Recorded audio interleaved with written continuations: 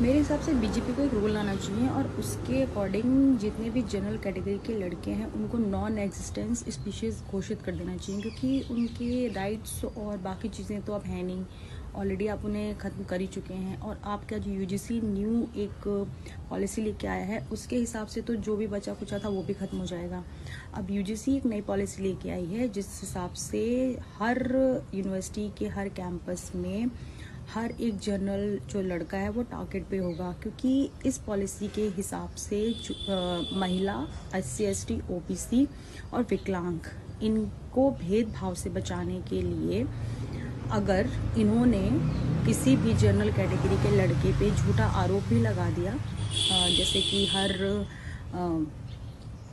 Right का दुरुपयोग होता ही है उस हिसाब से, तो उनसे पूछा नहीं जाएगा कि आपने ये क्राइम किया है कि नहीं। जैसे कहते हैं ना कि वो जो जस्टिस ऑफ प्रिंसिपल होता है उसको जो होता है कि किसी को न्याय दिलाने के लिए आप किसी और के साथ अन्याय नहीं कर सकते, लेकिन बीजेपी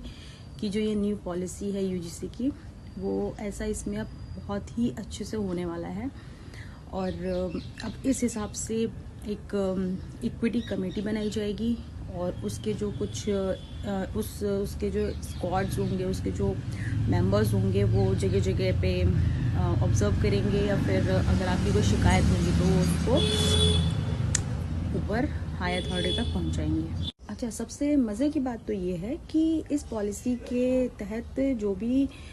आरोप लगाने वाला होगा, अगर उसका आरोप गलत साबित होता है तो उसके लिए किसी भी तरह के दंड का प्रावधान नहीं है।